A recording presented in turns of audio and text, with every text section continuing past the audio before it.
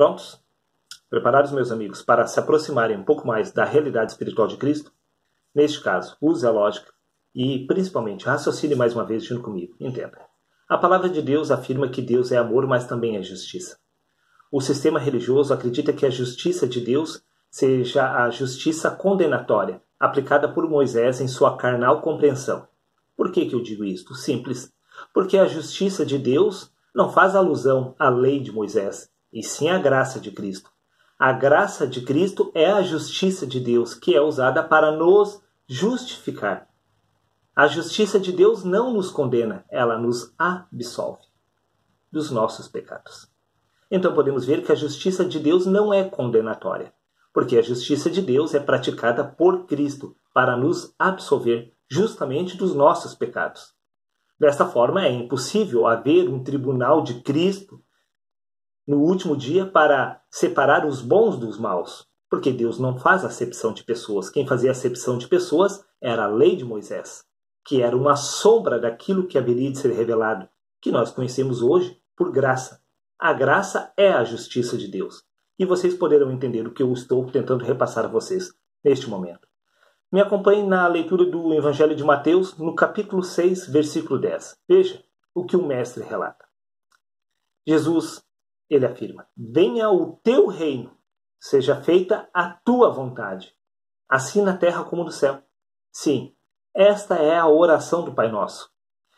E Jesus cita nesta oração: venha o teu reino, seja feita a tua vontade, seja feita a vontade de Deus. Aonde? Assim na terra como no céu. Ou seja, se Jesus fez a vontade de Deus aqui na terra, isto significa que ela também será realizada lá no céu. Desta forma, vamos ver exatamente o que Jesus fez aqui nessa terra, porque Jesus representava Deus entre os homens. Jesus nada fez de si mesmo, senão apenas aquilo que o Pai relatava. E isto ele repassava às pessoas naquela geração. E ele diz: seja feita a tua vontade, assim na terra como no céu. Vamos ver exatamente o que Jesus fez aqui nessa terra. Porque o que Jesus fez aqui nessa terra irá se repetir lá no céu. Que fique bem claro. Evangelho de Mateus, capítulo 18, versículo 11. O próprio Jesus afirmando: porque o Filho do Homem veio para salvar o que se havia perdido. Bom, se Jesus aqui, ele veio salvar o que havia se perdido, isso significa que lá ele estará salvando o perdido e não o condenando. Porque ele não condenou, ele salvou. Veja, livro de 1 Timóteo, capítulo 1, versículo 15. Esta declaração é fiel e digna de plena aceitação, disse Paulo. Cristo Jesus veio ao mundo para salvar os pecadores, dos quais eu sou o pior. Se Jesus veio salvar os pecadores aqui na terra, o mesmo ele estará realizando através da graça do Pai lá no céu. Ele não irá condenar ninguém. Não haverá um tribunal onde os ímpios estarão sendo julgados e condenados, porque ele veio justamente fazer a vontade do Pai aqui na terra. E desta mesma forma será realizada lá no céu. Evangelho de Mateus, capítulo 9, versículo 13. Misericórdia quero e não sacrifícios, pois não vim resgatar justos, e sim pecadores. Se Jesus estava resgatando os pecadores aqui, salvando os pecadores aqui, o mesmo ele irá fazer lá no céu.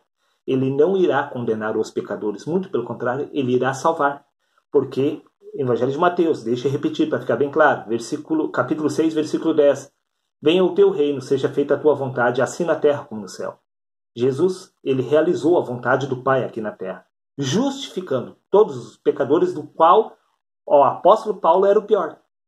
Se ele justificou o pior, por que não há de justificar os que não são tão ruins assim? Entenda.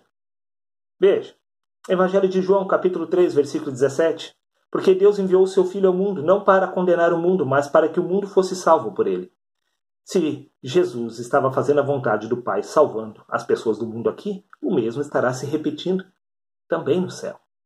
Evangelho de João, capítulo 8, versículo 15. Novamente, Jesus se expressa da seguinte maneira: vós julgais de acordo com a carne, eu a ninguém julgo. Se Jesus não julgou ninguém aqui fazendo a vontade do Pai, ele também não irá julgar ninguém lá no céu.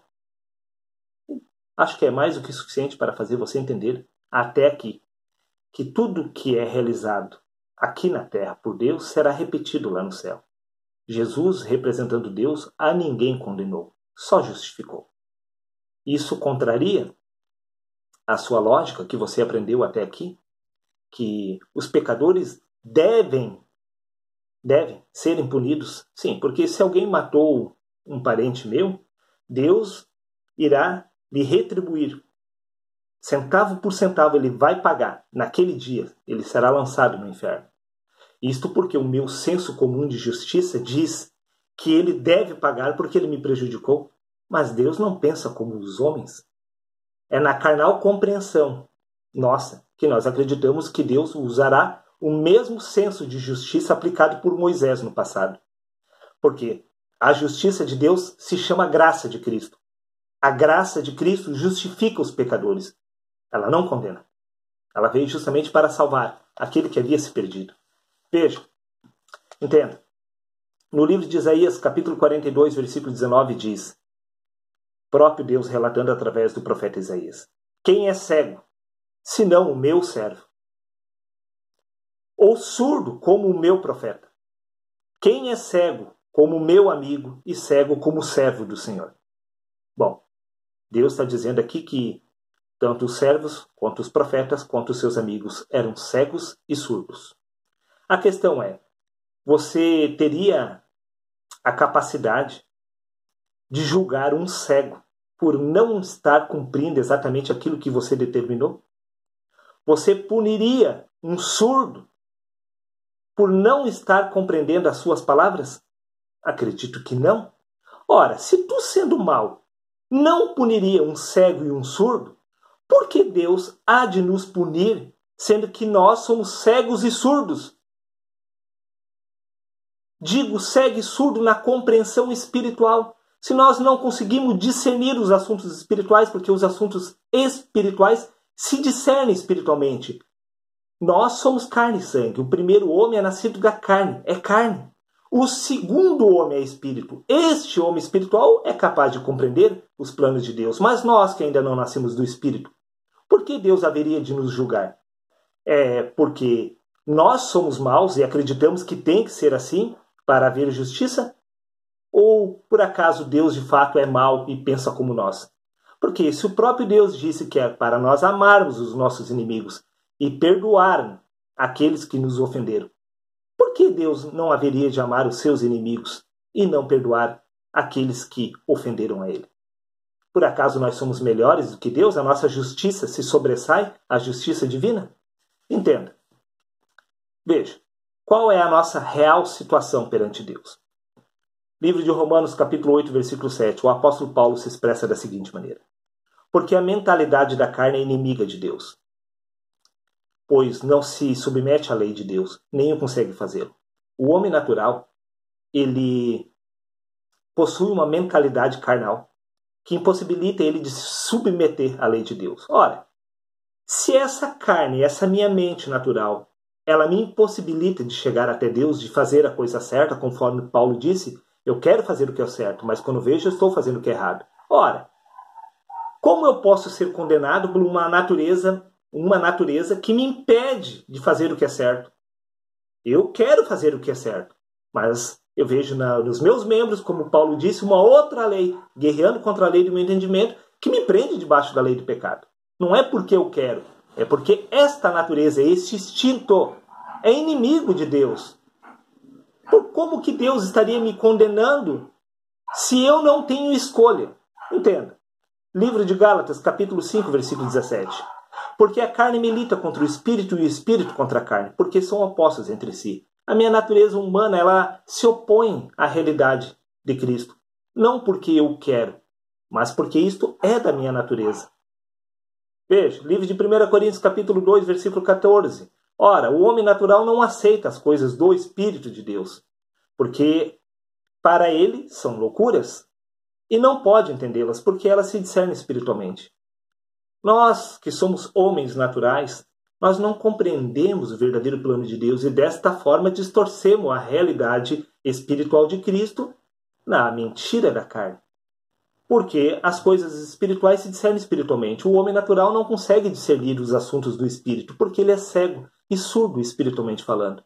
Desta forma, é impossível para o homem natural conseguir fazer o que é correto, até vir nascer do Espírito. Até que ele nasça do Espírito, ele é inimigo de Cristo. Não porque ele o queira, mas porque esta natureza o subjugou debaixo da lei do pecado.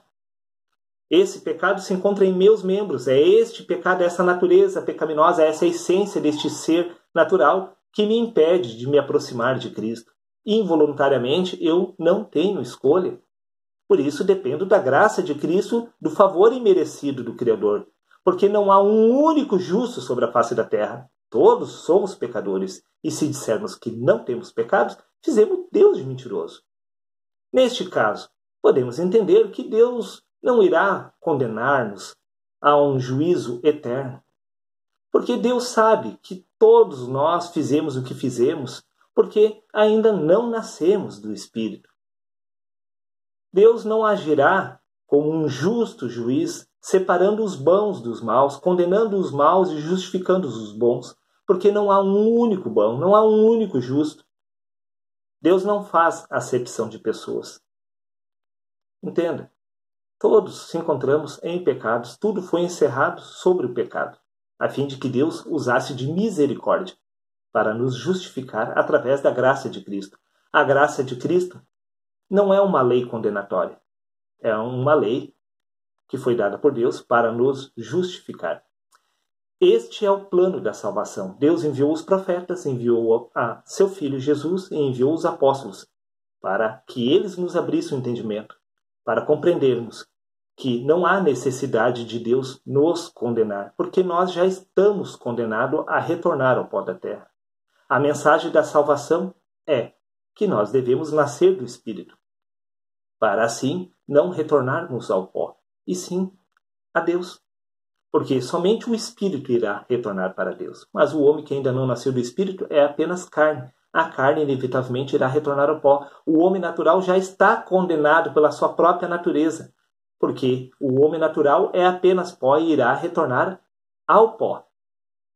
Esta é a mensagem de Deus desde o princípio, sempre uma mensagem de salvação, não de condenação. Bom, acho que é mais do que suficiente para você compreender esta realidade espiritual de Cristo. Cristo veio ao mundo para nos justificar. E assim como Ele nos justificou aqui na terra, o mesmo Ele estará fazendo lá no céu.